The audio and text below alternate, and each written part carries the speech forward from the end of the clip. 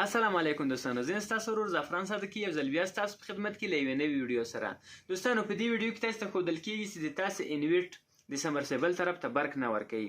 یو انویټ ګراک راته راوړی دی، وایي چې د موږ سمرسیبل روغ ده او انویټ خراب شوی دی، د سمرسیبل طرف ته برق نه ورکوي. نو د دې خبره مشهوره ده چې په دې کې یو د آی جی بی ټي په نامه باندې خښته لګېدلې ده، وایي چې هغه خرابه ده، د هغې قیمت ډېر لوړ ده، کم سے کم 50,000 افغانیو پورې ده. نو دوستانو موږ غواړو چې د دې د حل لاره وښیو. نو موږ چې کله انویټ وکتل، انویټ روغ ده او په انویټ کې لاسوږنه شوې ده. نو بیا مې فکر وکړو چې راسه له دوستانو سره یې شیر کړه او د دې په باره کې معلومات ورکړه. دوستانو دا انویټ سټارټ ده صحیح، د شمسیانو برق هم صحیح ده، سمرسیبل لاین روغ لګېدلی ده، خو سمرسیبل اوبه نه پورته کوي، یعنې سمرسیبل نه سټارټېږي. اوس ګورو چې په دې انویټ کې مشکل څه شی دی، دا به تاسو ته په ویډیو کې وښیم.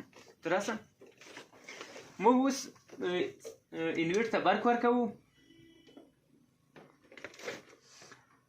موږ انویټ ته برق ورکړلو، 400 برق د موږ انویټ ته راغله او د موږ انویټ صحیح سټارټ شولو. اوس ګورو انویټ سټارټوو چې د موږ موټر رن کوي که یا موږ د موټر لاینونه صحیح د سمرسیبل په ځای کې لګولي او د برق لاینونه مې د برق په ځای کې. اوس انویټ سټارټ شولو، خو د موږ موټر هېڅ حرکت نه کوي، ځای په ځای ولاړ ده او د هغو فریکونسي ته چې ګورو د انویټ په چټکۍ سره په مخ روانه ده. ګورو چې د موږ د انویټ فریکونسي په مخ ته سر ته ورسېږي، یعنې 50 تک فریکونسي ځان ورسوي. تاسو ته ښکارېږي د انویټ فریکونسي 50 ته ورسېدله، خو سمرسیبل سټارټ نه اخلي، یعنې دا موټر نه چلاندېږي او د شمسي لاینونه هم صحیح لګېدلي. نو اوس راسئ پروګرام یې درته وښیم. پی آر جي بټن وګو، یعنې پروګرام ته داخلېږو، پی سی پر راځي، پی سی پر پی 2 ته رسوو، پی 2 سره رالو، پی 2 انټر کوو. کله چې مې انټر کړو پی 2 0 رالو، دا موږ رسوو پی 2 0 ته، پی 2 0 ته ورسېدل، دا انټر کوو.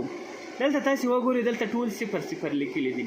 که تاسې 1 انچ سمرسیبل وي یا 2 انچ سمرسیبل وي نو دلته 260 ورکې ولیکئ، او که تاسې سمرسیبل 3 انچه یا 4 انچه وي نو تاسې دلته 380 ولټه ولیکئ، 380.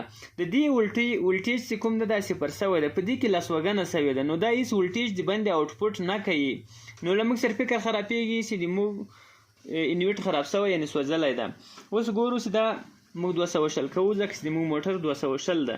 اوس ګورو چې دا 260 کو او کار کوي که یا دا 260 سلو. او اوس وکې کوو، نور له پروګرام څخه وځو.